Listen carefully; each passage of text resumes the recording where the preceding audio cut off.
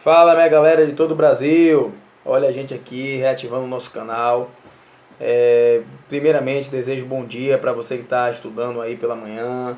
Boa tarde para você que está estudando pela tarde. Boa noite para você que está estudando pela noite. E boa madrugada para você que está vendo esse vídeo na madrugada, beleza? Olha lá. O tema a ser tratado hoje são princípios da administração pública ou princípios do direito administrativo. Mas, antes de adentrar necessariamente nos princípios, lembra vocês dos dois pilares que formam a administração pública. Pense em dois pilares que sustentam o direito administrativo. De um lado, eu tenho a supremacia do interesse público sobre o privado, e do outro, eu tenho a indisponibilidade do interesse público.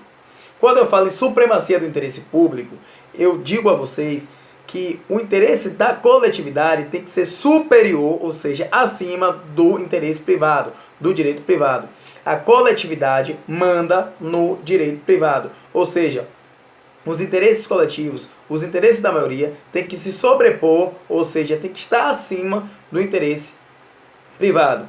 E a indisponibilidade do interesse público significa que o interesse público ele não é disponível, ele não pertence a determinada pessoa. Não cabe, por exemplo, a um prefeito mensurar o que é disponível ou indisponível, o que é importante e o que não é importante, pois o interesse público ele é indisponível, ele não pertence a determinada pessoa, beleza?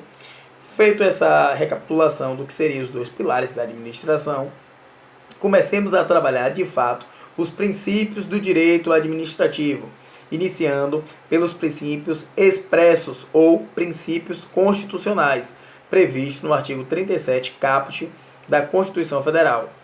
Lembra vocês quais são eles? Legalidade, impessoalidade, moralidade, publicidade e eficiência. Uma forma mnemônica, ou seja, uma forma para você memorizar, é você pensar na palavra limpe. Lembre da palavra limpe, ok?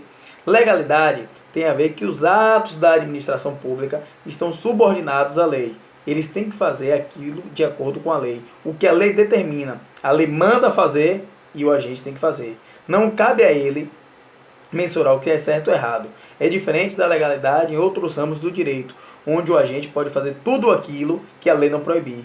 Aqui na administração, o agente público tem que fazer tudo aquilo que a lei determina. Beleza? A impessoalidade tem a ver com discriminação, senhores. A administração pública ela não pode discriminar determinada pessoa.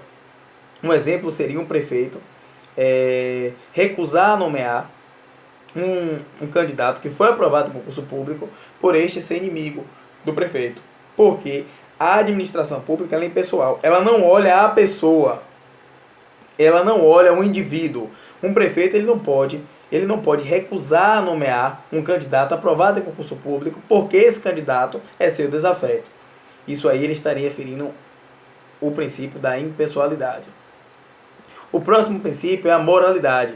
E moralidade, eu lembro a vocês que a doutrina, a jurisprudência tem uma dificuldade em conceituá-la. Mas vamos tentar fazer de forma bem sintética aqui para que você fixe na mente e lembre no momento do concurso ou da prova da faculdade, enfim, seja lá qual seja o seu objetivo. Moralidade tem a ver com probidade, tem a ver com honestidade. Então a questão tem que deixar claro que o ato foi improbo, desonesto, algo do tipo, para que você marque lá a opção moralidade. Perfeito?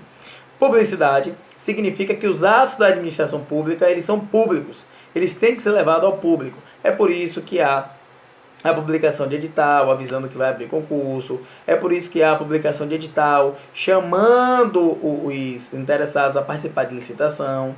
Ou, em algumas modalidades, a carta convite. Enfim, os atos da administração têm que ser públicos. Lembra vocês que essa publicidade ela não pode ser para se auto-vangloriar, para se autopromover. Exemplo, não pode um prefeito colocar em outdoor ou cartazes, seja lá o que for, uma placa dizendo: ah, eu sou o melhor prefeito daqui, ah, tal obra foi eu que fiz. Não pode. Porque aí, além de ele estar ferindo o princípio da publicidade, ele também está ferindo o princípio da impessoalidade. Lembre-se, a impessoalidade não olha para a pessoa, certo? Trata todos de forma igual e é vedado, isto é proibido, que os agentes públicos se autopromovam por aquilo que fizeram enquanto agentes públicos. Perfeito? Então a publicidade é isso, é levar os atos ao conhecimento da coletividade, sem a autopromoção e com algumas exceções, né? Não é um princípio absoluto, pois quando colocar em risco a segurança nacional, quando colocar em risco a honra da vida privada, este princípio será colocado de lado, perfeito? E a eficiência é o último princípio que entrou na nossa Constituição, aí, no ano mais especificamente de 1998, tem a ver com celeridade. O agente público ele tem que agir da forma mais célere possível. Ele tem que ser proativo, certo? O princípio da eficiência veio visando maximizar a atuação dos agentes públicos perante a administração pública, ok?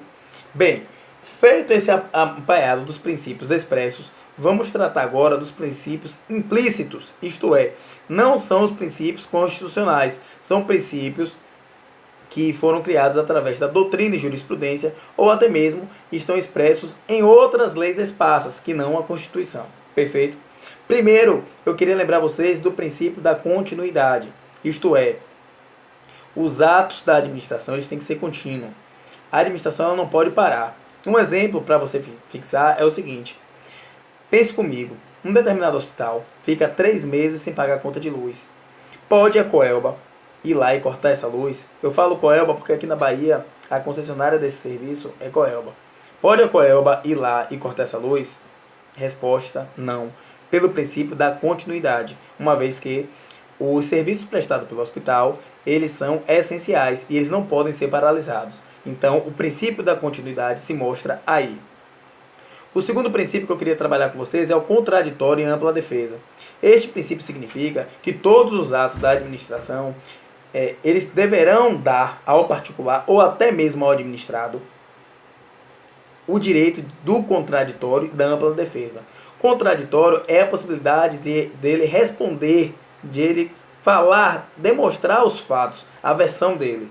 E a ampla defesa é a possibilidade dele, através do contraditório, ou seja, através dele trazer a narrativa, os fatos na interpretação dele da melhor forma, podendo acostar atestados, podendo trazer documentos, ou seja, a defesa tem que ser ampla, tem que ser oferecido o contraditório, repetindo, a possibilidade do administrado ou do particular trazer a sua versão do assunto e de forma ampla, encaixando na ampla defesa da melhor forma possível. O terceiro princípio implícito é a autotutela. A autotutela é a possibilidade da administração pública rever seus próprios atos, sem necessidade, gravem isso, sem necessidade de ir ao judiciário.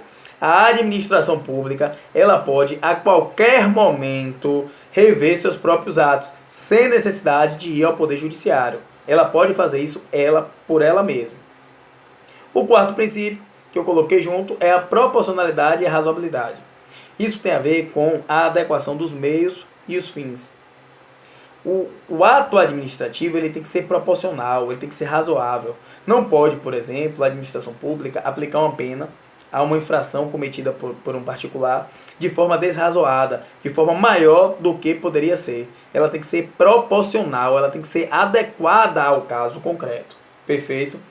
O nosso quinto princípio é a motivação. Motivação, eu falo uma palavrinha-chave que geralmente as questões costumam cobrar, é justificativa.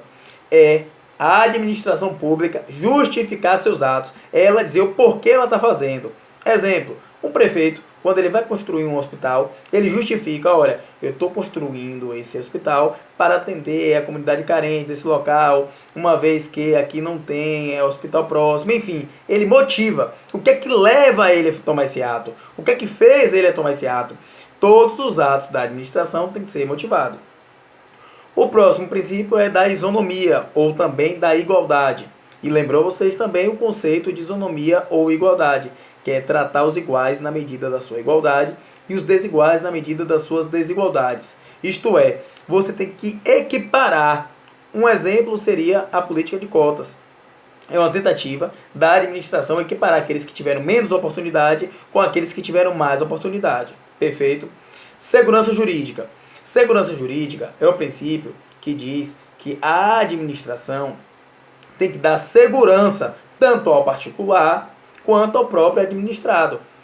Por isso que as questões às vezes colocam assim, é vedado interpretação de nova lei. causando prejuízos a terceiros. Não pode a administração interpretar uma lei já existente, certo? Causando prejuízos a terceiros. Se existe uma lei dizendo que um exemplo hipotético, tá, gente? É proibido plantar árvores de 3 metros na porta de casa. Não pode o administrador, depois que eu plantei minha árvore de 3 metros, criar uma lei e falar, ou melhor, interpretar essa lei e falar, ah não, agora não é mais possível plantar uma árvore de 3 metros, a árvore agora tem que ser de 2 metros. Nesse caso, ele estaria ferindo o princípio da segurança jurídica, uma vez que ele está interpretando uma lei já existente ou até mesmo uma nova lei e causando prejuízos a terceiros. Onde é que fica a segurança jurídica? Porque até então eu poderia, no caso em tela, eu poderia sim plantar uma árvore de 3 metros. Depois a própria administração vem e diz que não, que agora tem que ser 2 metros. Ou seja, o que eu vou fazer com minha árvore de 3 metros? Percebe? Então há um ferimento da segurança jurídica, ok? Senhores, isso aqui foi um resumaço do assunto, certo? Espero ter contribuído de alguma forma com o aprendizado de vocês. Lembre-se de manter o foco. Eu costumo dizer, sempre que eu tenho oportunidade, que o conhecimento ele muda a vida das pessoas. É o que eu chamo de romper barreiras. Você tem que romper a barreira. Eu sei que na vida de cada um de vocês aí, às vezes tem uma barreira, tem uma dificuldade. Muita gente, às vezes, não acredita na gente. Mas eu falo pra vocês, você tem que acreditar em você. Você tem que ter confiança em você. Não espere dos outros aquilo que você pode fazer e rompa essa barreira. Saia dessa dificuldade. Se apegue com Deus e permaneça junto. Gente, meu nome é Glauber Reis. Aqueles que me seguem já sabem. Temos o Instagram Glauber Reis 2. Puderem ir lá, me sigam, divulguem o vídeo. Meu e-mail para contato é glauberreis13@hotmail.com. Tiver dúvidas, podem perguntar. Aqueles que mandam dúvidas, às vezes no e-mail ou até no WhatsApp ou no Instagram, sabem que eu respondo assim que possível. Muito obrigado por tudo. Divulguem o vídeo, dê um joinha aí e tamo junto sempre, viu? Mantenham o foco, não percam o foco nunca. Deus abençoe a todos e estamos juntos.